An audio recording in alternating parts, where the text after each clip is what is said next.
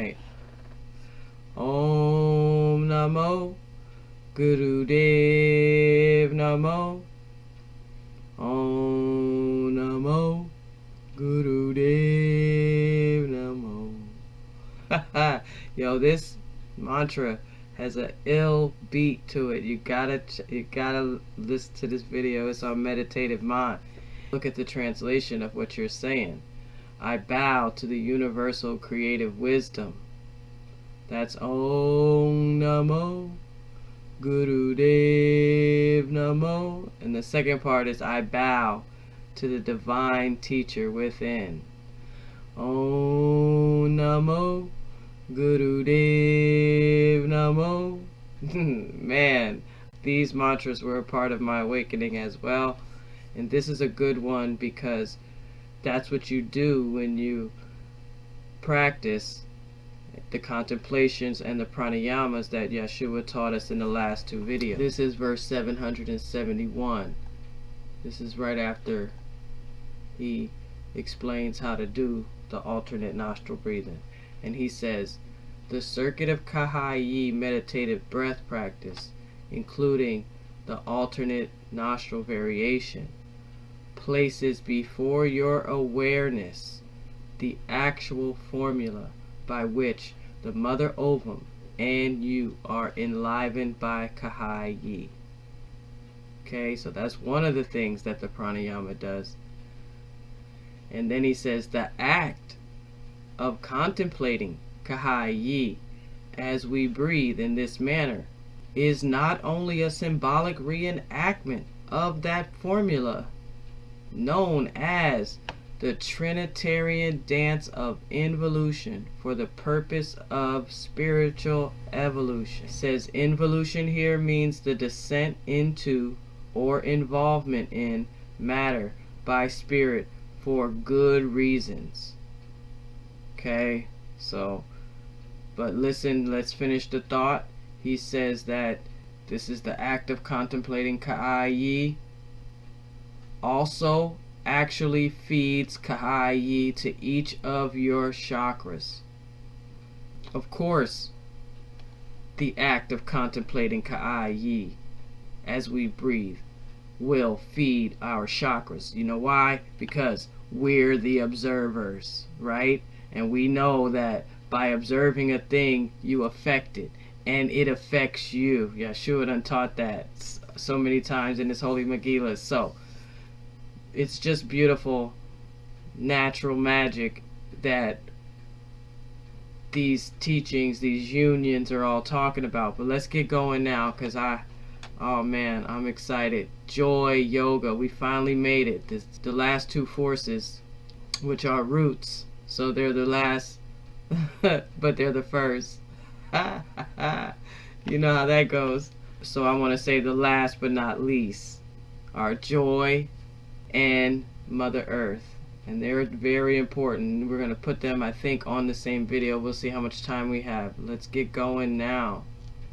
Yehud Im Shimchaya. Oh, I wanted to read to you about her, who she is, before we get going. Let's do that.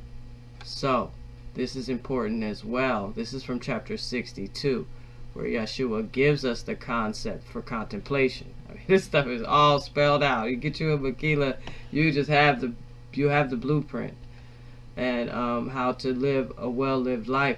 So the chief messenger angel of the root force of joy is Simchayael, and I apologize if I'm not saying it right.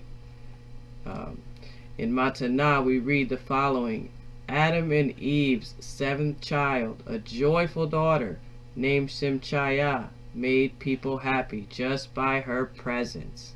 Let's go back and remind you of this final harvest of joy in Planetary Life Triad on the Tree of Life, which is made of Adam's soil. I told you I'm in the shadow box. Eve's life force. They are the two base points of the harvest of joy in Planetary Life Triad. Joy is the top point. I really enjoy these stories about these people who became these angels that we can commune with, and we know what their struggles was, you know. So Shimcha, it says, she loved to laugh and dance, and she found joy even in mundane tasks. Behold, when Shimchaya walked into a room, people felt joy within themselves, and it seemed that the room grew lighter. Yahshua said, Shimchaya ascended to El Cush without first dying. We read of that amazing fact in the following verses from Matanya, or Matana, that's how I say it. I apologize. For Simchaya means joy, and all her life she was the epitome of joy. Behold, she was so joyful that she did not die, but ascended into heaven. Yea, and that was in this manner. Laughing from the depth of her soul, she began to dance. Lo, she spun and whirled like a youngster, then leaped into the air. But behold, she did not return to the ground. Simchaya levitated above the crowd, then, glowing brightly as she became a cheruba, spoke one final word before ascending to El Cush. Play. Yes. She was 343 years of age when she ascended without dying, and she now serves as the angel of joy of the tree of life for this world. All right, so let's get going and read about union with joy. Yoga. Shimmy, shimmy, cocoa pop, shimmy, shimmy, rah. How did that song start? Down, down, baby, down, down the roller coaster. Sweet, sweet baby, don't let me go. Shimmy, shimmy, cocoa pop, shimmy, shimmy, rah. Oh man, y'all. So number 13 of the 14 primary yogas is union with joy. And it reads, joy is the fruit of a well-lived life that results in a relatively high degree of bliss consciousness. He says it's relative to the other human beings of your era. The goal of joy yoga is, as the term declares, union with joy. The various practices of joy yoga are the various means by which Nasarean yogis seek to experience union with joy. I will name several such practices, but first want to remind you of the last word spoken by the Nasarean woman, Simchaya, at the time of her ascension unto El Cush. Play. Her last word was intended as her final teaching on joy yoga before ascending to become the chief messenger angel of joy. Like Simchaya, who became angel Simchaya El, Bates and July and I emphasize the importance of various forms of play. In a world where the group consciousness includes violent warfare and abundant murder and mayhem, such as in this contested world, it is far more challenging to remain joyful than when you reside in a higher heaven, where the vibrations are far more harmonious. I tell you truly, to find joy amidst a violent group consciousness is not easy, and even the Lord and the Lady have shed tears at the human folly that leads to so much pain and discord in this world. The key to experiencing joy even amidst a violent world is to view everything within the scope of spiritual evolution and the belief in the ultimate, universal salvation of all beings that will bring ultimate joy to universal Yahweh, the all. It's universal YHWH. That way, all the sad things that you see can be viewed as heading for eventual healing and salvation, and can thus be incorporated into an attitude of peaceful joy, regardless of outer circumstances. In the light of the above, I hereby spontaneously invent a new practice within Joy Yoga. It is as follows. Sitting comfortably with erect spine, deeply contemplate the significance of the fact that Shemchaya's final word was play. Then contemplate the various things that you have discovered that most seem to fill you with joy, including, but not limited to, various forms of play. Then ask yourself, have I been playing enough lately? And have I been doing enough of these things that fill me with joy? Even if you have been playing enough, see if you can think of ways to play even nicer, even fairer, even more joyful in daily life circumstances, come what may. Another practice that I have developed for Joy Yoga, I call the art of happiness. This is an example of how wisdom yoga is also a sub yoga within Joy Yoga. It is an example of wisdom yoga because it involves conducting a lifelong study of the art of happiness. Keep a journal of your ongoing observations. Feel free to change your mind as your understanding of the art of happiness increases. Incorporate what you learned into your practice of joy yoga. Another practice of joy yoga, this one developed by Baitin Jala, is called the fourfold joy contemplation. This is the practice of contemplating joy in each of the four bodies of the human being as you move through daily life. So, says those are the four bodies represented by the four levels of the Essene pyramid. Number one, the most physical body called Etsem, or I'll let you hear how they pronounce it. And so today's word is etzem, meaning bone. So that's how you say it, Etsem, in the Hebrew, and it means bones. And there's even a note down here at the bottom. We got a footnote at the bottom of the page. It says Etsem. At first I said esteem, like self-esteem, but who knows where we get our English words from. They could have a similar meaning, but this is the way you pronounce it in Hebrew. Etzem literally means bone, but it's also the word that Nazareans use for the most dense physical body at the base of the Essene pyramid of four levels. Number two, the subtle emotional body called the feeling body. Number three, the subtle thinking body that is especially related to the sixth chakra. And number four, the soul that we call the spiritual body. You make fourfold joy, joy in each of those four bodies, an object of contemplation. That almost reminds me of the sevenfold peace as well.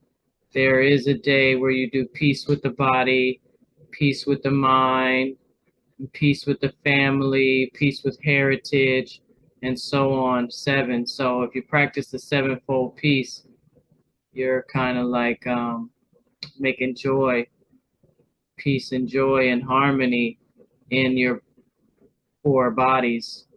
Beautiful, if you've right? Been following this whole series, you notice that in each one of these unions, he does make a reference to the four bodies. It's just not about union back to deity. It's about bringing the body, all four bodies, into harmony. So let's keep going. We're at verse 8:16. A related practice to the one just given is as follows. Make it a daily practice to also cultivate, not only contemplate, fourfold joy. Here is the first key precept of joy yoga. There is no lasting joy without forgiveness of self and others. Here is the second key precept of joy yoga. The most joyful hearts are the most forgiving hearts. Here is the third key precept of joy yoga. Joyfulness and resentment cannot occur simultaneously in the same person. Thus, the art of joyfulness includes the art of forgiveness. Working with perhaps I should say, playing with, the 3 key precepts of joy just given is a great practice for joy yoga. Here is an assignment. Think up a good joy yoga practice of your own and practice it. Number 14, Yehud Im Eretz. Union with Mother Earth is called Mother Earth Yoga. Some examples of Essene Yoga practices linked to Mother Earth Yoga are as follows. A good place to begin is by contemplating deeply the words of the Dabrim HaYehud, the words of union or communion, for the root of Mother Earth, the center taproot of the Essene tree of life. In Matanah, the words of union for the root of Mother Earth, our beloved earthly mother, are as follows. Earthly mother, my body is one with your body. I will walk softly on your flesh. I will defend you from the hands of the spoiler. I will be kind to animals. I will not hunt. I will not eat animal flesh. I will help the earth become once again a garden paradise. O Mother Earth, I nurse at your breasts. Every time that you deeply contemplate these words, behold, you are performing an act of Mother Earth Yoga. But the greatest practitioners of Mother Earth Yoga are those that, having contemplated those words, implement those words in daily life. And the greatest of those Mother Earth Yogis are those Nasareans that take formal initiation into the Green Lions, for that is the Green Army of Israel and her general, Peter the Pen. Those that have been initiated into the use of the Kul HaKawach, the sound of power for the earthly mother, can consider the chanting of that mantra to be an important practice of Mother Earth Yoga. He says typically the sound of power is chanted following the recitation of the words of union. Here is another excellent practice for Mother Earth Yoga. Contemplate how your bones, flesh, blood, and breath are linked with the bones, flesh, blood, and breath of Mother Earth. Here is an assignment for those that aspire to practice my yoga system. Contemplate the following assignment and then carry it out. Create a list of other practices that you think would make good Mother Earth Yoga practices. Practice those practices. I tell you truly, a practice that remains on a list without being practiced is poorly named.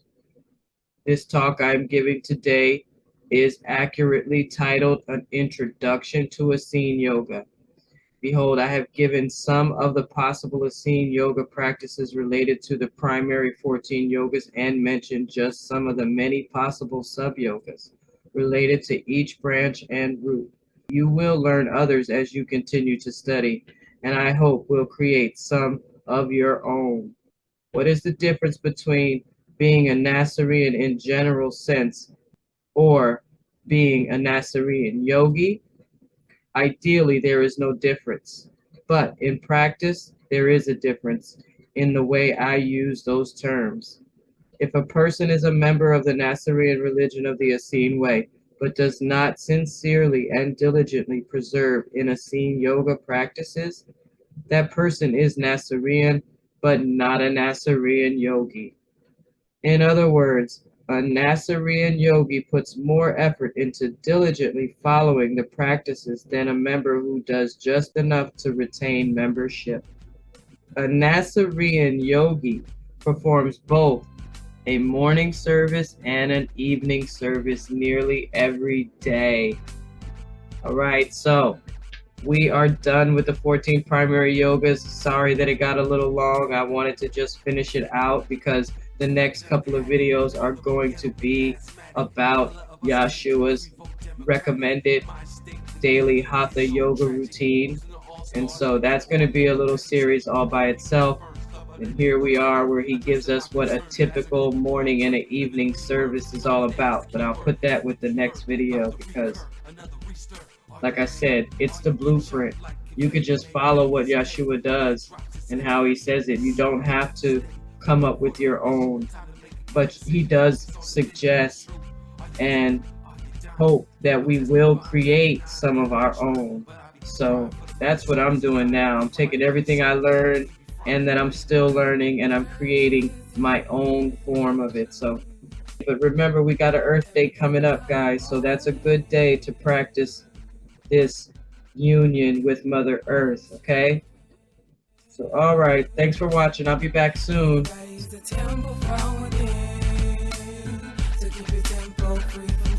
Come on in, church is in, we all sin, we all win, with Christ within, our body, mind, and soul, from young to old stands.